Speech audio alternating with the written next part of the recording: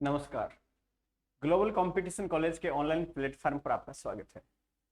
हम पढ़ रहे थे जलवायु, राजस्थान का भूगोल टॉप अपने चल रहा था और राजस्थान की भूगोल में हम पढ़ रहे थे जलवायु। और जलवायु में अपने आज बहुत इंपॉर्टेंट टॉपिक है जिसको आप बहुत ध्यान से पढ़ना, क्योंकि हर एग्जाम में क्वेश्चन पूछा जाता है, बहुत ही ज्यादा इंपॉर्टेंट है। और आजकल तो ऐसा क्वेश्चन पूछना आम बात हो गई, लेकिन अपनी क्या धारणा होती है? अपनी धारणा होती है कि जो डिफिकल्ट होता है वो नहीं आता है। तो ध्यान रखना, ये डिफिकल्ट है लेकिन आपको इतना इजी वे में समझा दूंगा कि आप कभी नहीं भूलोगे। तो आप दिल और दिमाग दोनों कहां रखोगे? बोर्ड पे रखोगे।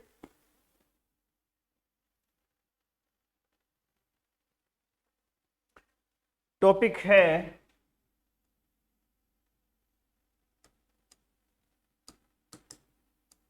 राजस्थान की जलवायु।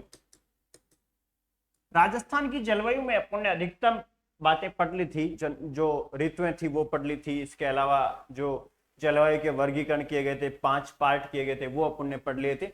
आज अपन जो पढ़ने जा रहे हैं वो स्पेशल है।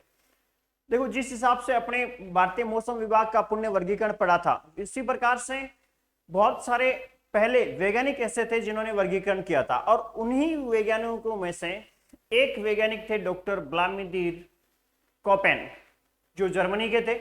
और उन्होंने अपने यहाँ उन्होंने पूरे विश्व का जलवायु वर्गीकरण किया था। भारत का जलवायु वर्गीकरण अपने को मिला, उसी से अपने को राजस्थान का जलवायु वर्गीकरण मिला। तो ये जो जलवायु वर्गीकरण मिला है, इस जलवायु वर्गीकरण में उन्होंने अपने कुछ सिंबल्स दिए थे और वो सिंबल्स थोड़ा डिफिकल्ट है। उन्हीं को आज मैं इजी करने जा रहा हूं, तो आप देखते रहना, यहीं पे आप देखते रहना कंटिन्यू। राजस्थान की जलवायु, राजस्थान की जलवायु में अपन जो पढ़ रहे हैं वो पढ़ रहे हैं कोपेन का जलवायु वर्गीकरण।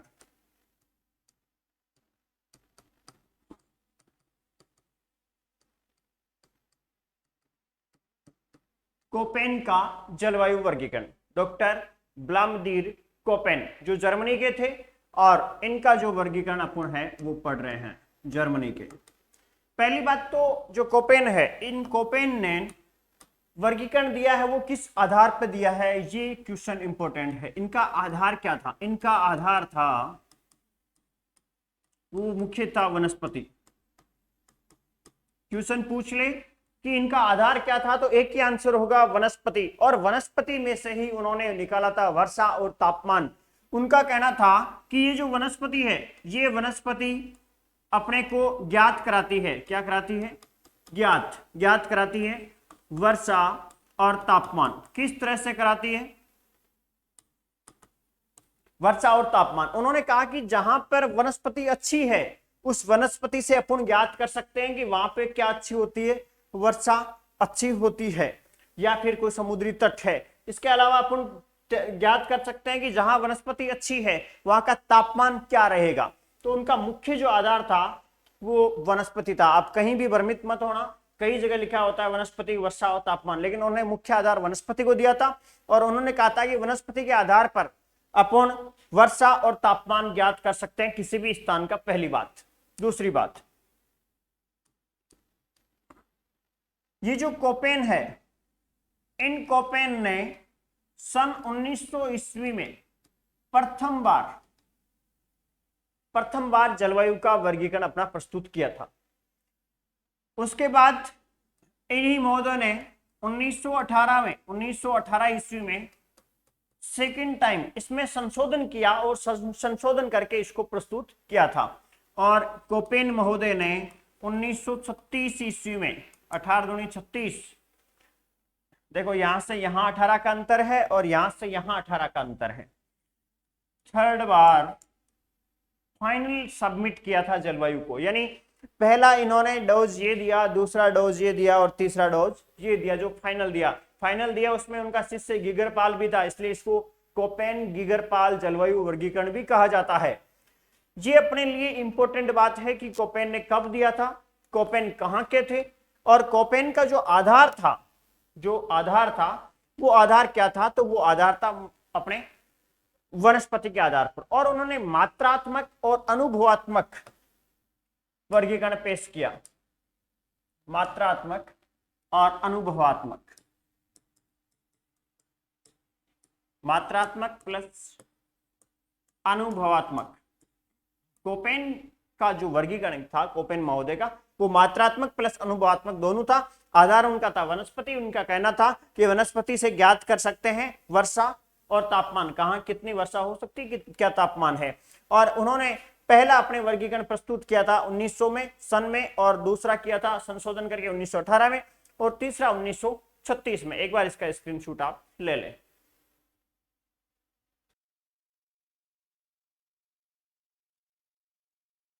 नेक्स्ट अपन देखते हैं, कोपेन महोदय ने कुछ ताप कटिबंध बताए। ध्यान रखना, यहां से अगर आपका ध्यान हटा तो सावधानी हटी और दुर्घटना घटी। अगर यहां कोपेन महोदय ने जो बताए वो आप नहीं समझ पाए तो मान के चलना आप इस कोपेन के वर्गीकरण को नहीं समझ पाओगे। कोपेन महोदय ने ताप कटिबंध बांटे। ताप कटिबंध किस हिसाब से बांटे? ये रेखा हुई 0 डिग्री, ये हुई 23.5 डिग्री, ये 45 डिग्री, ये 66.5 डिग्री, ये 90 डिग्री। फिर नीचे सेम, ये 23.5, ये 45, ये 66.5 और ये 90। कोपेन महोदय ने ये जो पूरा पार्ट है, उन्होंने कहा कि 0 से 23.5 ऊपर और 23.5 नीचे जो कटिबंध है उसका नाम है उष्ण। तो ये भी हो गया उष्ण, यानी ये उष्ण कटिबंध हो गया। ए का उन्होंने कहा है उष्ण। दूसरा उन्होंने बताया 23.5 से 45 और 23.5 से 45। उन्होंने कहा कि ये जो पार्ट है, जो शीतोष्ण का पार्ट है, वैसे 23.5 से 66.5 शीतोष्ण होता है, उसका जो 23.5 से 45 का पार्ट है वो है उपोष्ण। तो यहां भी क्या हो गया? उपोष्ण। तो इसको बोल दिया बी और इसको नाम बोल दिया, सॉरी बी उन्होंने दिया ही नहीं, इसको बोल दिया सी और उपोषण। बी कहाँ यूज आया आगे देखेंगे अपन। फिर दूसरा, इसके अलावा उन्होंने ये जो पार्ट है इसको कहा शीतोष्ण।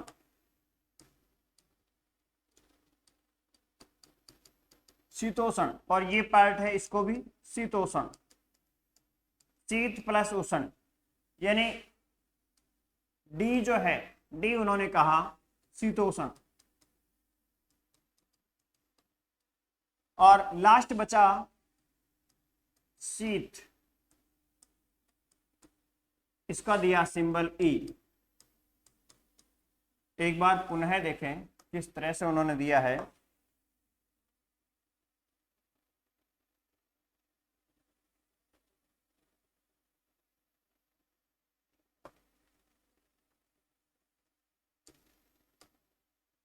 ये जो पूरा पार्ट है इसको दिया उन्होंने ए, दोनों में सम्मिलित रूप से मैंने लिख दिया ए। ये पार्ट है इसको उन्होंने दिया सी, इसको बोला डी और इसको बोल दिया ई। यही सिंबल अभी आगे काम आएंगे।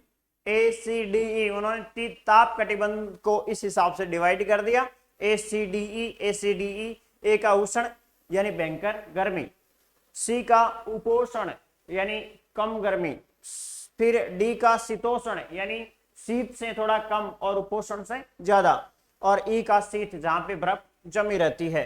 तो एक बार इसका आप शॉर्ट खींच लें, बहुत इंपॉर्टेंट है। नेक्स्ट देखते हैं, अब कोपेन का जो वर्गीकरण है, वास्तविक वर्गीकरण का रूप, वो अपन देख रहे हैं।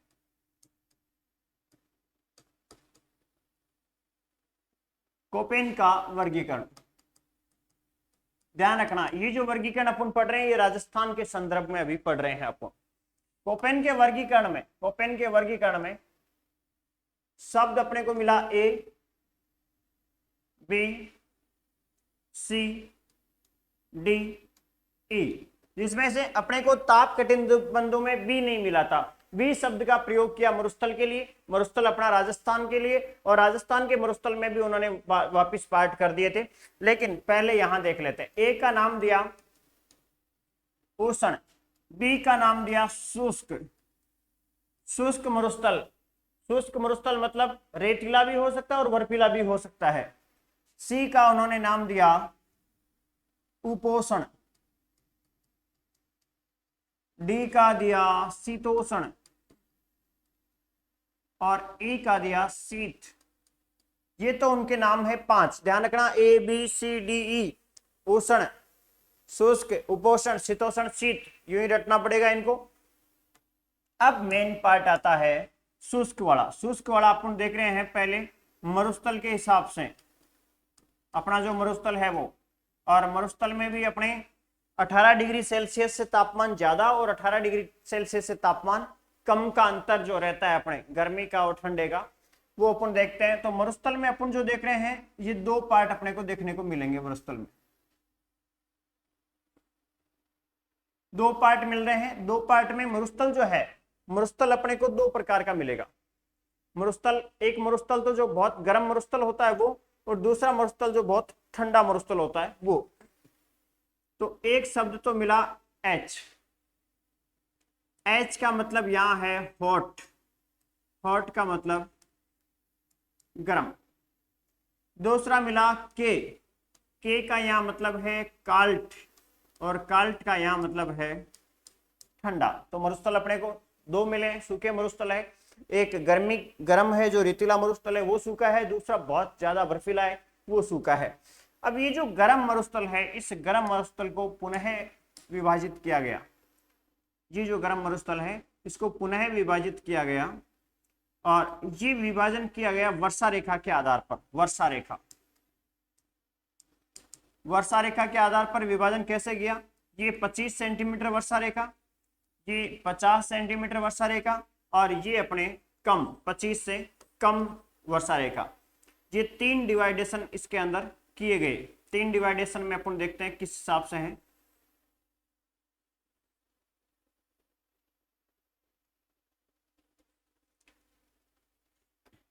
यानी ये जो 25 है, 25 से कम जहां है वो है शुष्कतम, और जो 25 से 50 के बीच में है वो है अर्ध शुष्क। शुष्कतम का मतलब है बड़ा डब्ल्यू, वार्म्ड। एस का मतलब, यहां अर्ध शुष्क का मतलब है सेमी वार्म्ड, और इसका सिंबल रहेगा एस, बड़ा एस, सेमी वार्म्ड, अर्ध शुष्क। यानी शुष्क और अर्ध शुष्क को 2 भागों में बांटने वाली जो रेखा है वो है 25 सेंटीमीटर वर्षा रेखा। इन दोनों को 2 पार्ट में बांटने वाली रेखा है 25 सेंटीमीटर वर्षा रेखा। एक बार इसको देखें फिर पूरा समझाता हूं। देखिए, ए का मतलब उष्ण, बी का मतलब शुष्क, सी का मतलब उपोषण, डी का मतलब शीतोषण, और ए का मतलब शी। अपने यहां राजस्थान की जलवायु के लिए जो काम आएंगे शब्द, उष्ण काम आएगा। बांसवाड़ा का जो पार्ट अपन देख रहे हैं, बांसवाड़ा से नीचे का जो पार्ट है वो उष्ण का है, तो उसके आसपास का जो क्षेत्र आएगा पूरा कर्क रेखा का, वो अपने उष्ण में काम आएगा। शुष्क बी, मरुस्थल जो है, मरुस्थल वाले भाग में अपने बी काम आएगा। मरुस्थल के अलावा जो मैदानी है वहां पे अपने काम आएगा उपोषण। ध्यान रखना, सी के साथ में काम में आएगा जी, जिसका अर्थ होता है गंगा तुल्य वनस्पति। सी के साथ में एक डब्ल्यू और काम आएगा, वो भी मैं आपको बता देता हूं, वो भी आप लिख लें, यहीं पे लिख लें। बड़ा जो सी है, इस सी के साथ में काम आने वाले क्या क्या है,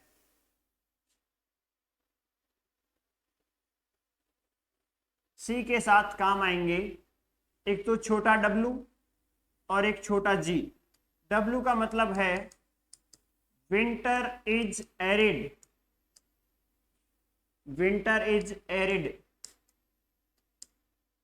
और जी का मतलब है गंगा टाइप फॉरेस्ट, शीत ऋतु, शुष्क, और इसका मतलब है गंगा तुल्य वनस्पति, गंगा तुल्य वनस्पति। ये सी के साथ में काम आने वाले हैं जो मैंने लिखा है, ये भी बहुत इंपॉर्टेंट है, एक बार इसको भी आप देख लें। अब देखें, अपने मुख्य पार्ट रहेगा ये, और ये जो शब्द है बी एच डब्ल्यू एस, इसी से अपन आगे शब्दावली को जोड़ेंगे। तो देखो बी का शुष्क है, फिर एच का शुष्क मरुस्थल जो है दो प्रकार के होते हैं, एक गर्म होता है एक ठंडा। तो अपने राजस्थान में ठंडा मरुस्थल नहीं है, तो गर्म मरुस्थल है, तो इसको छोड़ दिया, गर्म मरुस्थल को लिया। गर्म मरुस्थल 25 सेंटीमीटर वर्षा रेखा दो भागों में बांटती है, शुष्कतम अर्ध शुष्क जो अपन भौतिक प्रदेश में पहले पढ़ चुके हैं। तो डब्ल्यू जो बड़ा है वार्म्ड यानी शुष्कतम भयंकर सूखा, और सेमी वार्म्ड ये आधा सूखा। इसका आप एक स्क्रीनशॉट जरूर ले लें। नेक्स्ट लेते हैं, अब इसको अपन धरातल पे बना रहे हैं मैप को, कि ये जो अपने राजस्थान में कोपेन महोदय ने जो वर्गीकरण किया है ये किस तरह से है। सबसे पहला जो इनका पार्ट है वो ये है, दूसरा इनका पार्ट ये, तीसरा इनका पार्ट ये, इस तरह से पार्ट इनके किए हुए हैं।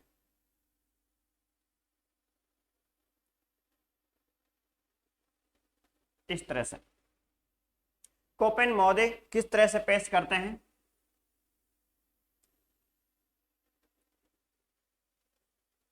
कोपेन महोदय ने ये जो पार्ट दिया इसका नाम दिया शुष्क उष्णकटिबंधीय जलवायु प्रदेश।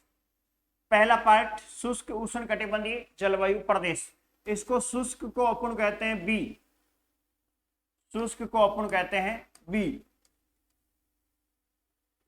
फिर शुष्कतम ये है, अपने को पता है ये मरुस्थल का बी हो गया, और शुष्कतम का अपने है डब्लू, बड़ा डब्लू, बी डब्लू। और उसके बाद में हॉट एच, और फिर डब्लू, शीत ऋतु शुष्क। दूसरे में वी मरुस्थल का सिंबल ये मिल गया, ये सेमी वार्म्ड है, अर्ध शुष्क प्रदेश है तो एस, और फिर एच, और फिर डब्लू, शीत ऋतु शुष्क। ये अपने अर्ध शुष्क या स्टेपी जलवायु प्रदेश है। तीसरा जो ये बचा है पार्ट, ये है सी डब्लू छोटा, सी बड़ा डब्लू छोटा जी, सी डब्लू जी, उपोष्ण जलवायु प्रदेश। और लास्ट का जो है ए डब्लू, ये पूरा पार्ट है, ये ए डब्लू है, डब्लू छोटा ए बड़ा।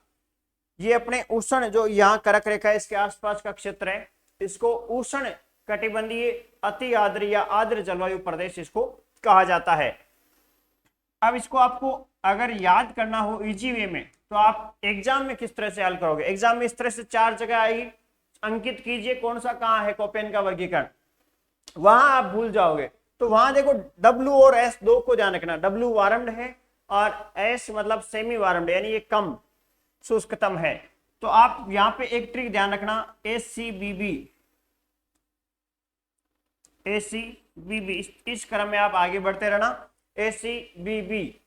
तो AW, CWG, BSSW और BWHW, ये कोपेन महोदय के 4 जो वर्गीकरण है वो है, और इट्स वेरी इंपॉर्टेंट। इसका स्क्रीनशॉट ले लें, और अभी इनकी भी डिटेल में बता रहा हूं।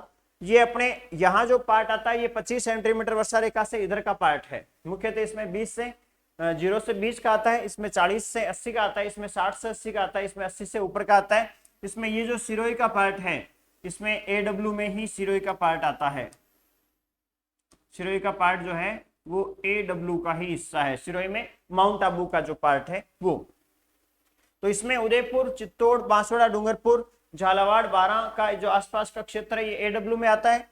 ये जो मैदानी प्रदेश अपन ने पढ़ा था, इधर जयपुर, भरतपुर, धौलपुर, करौली, सवाईमाधोपुर, टोंक, इधर राजसमंद, चित्तौड़ का कुछ हिस्सा, भीलवाड़ा, ये पूरा आता है अपने किसमें, मैदानी प्रदेश वाला CWG में।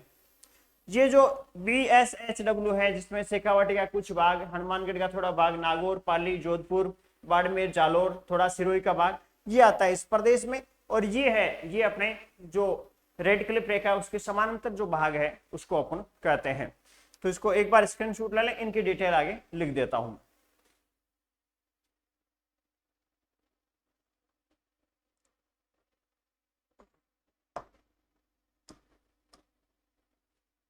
पहला है BWHW, दूसरा है BSHW, तीसरा है CWG और चौथा है ACBB।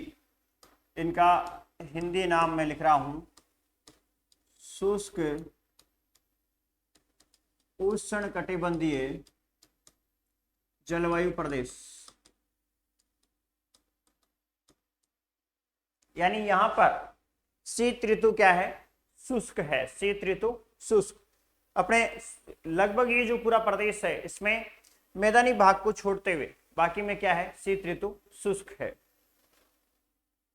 इसमें अर्ध शुष्क या स्टेपी जलवायु प्रदेश,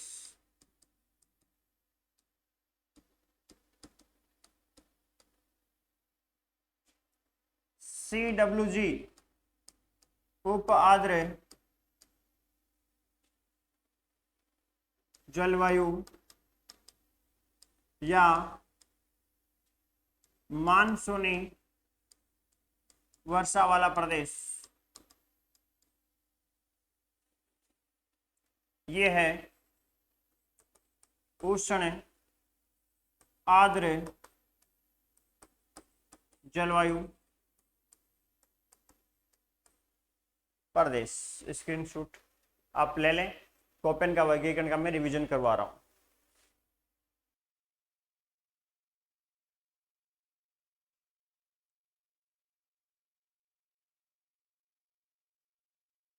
राजस्थान की जलवायु, राजस्थान की जलवायु में अपन पढ़ रहे हैं कोपेन का जलवायु वर्गीकरण। कोपेन महोदय जर्मनी के थे, मूलतः वैसे रूस के थे, और इनका आधार जो था वो था वनस्पति। उन्होंने कहा कि वनस्पति अगर कहीं की अपने को पता है तो वहां पर वर्षा और तापमान की अपन ज्ञात कर सकते हैं।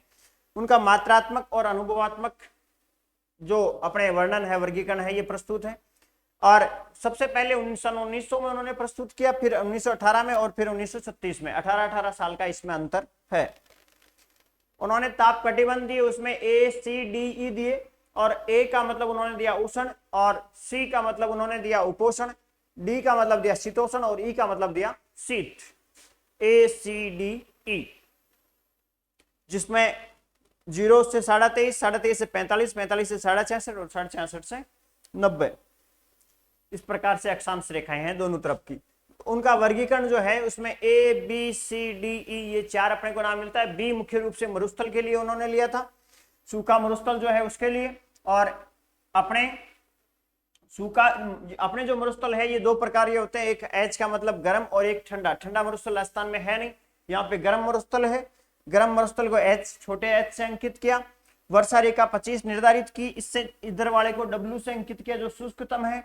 इससे 25 से अधिक 50 तक का है जो उसको अर्ध शुष्क, S से अंकित किया सेमी वार्म। C के साथ में आता है G, जिसका अर्थ है गंगा तुल्य फॉरेस्ट।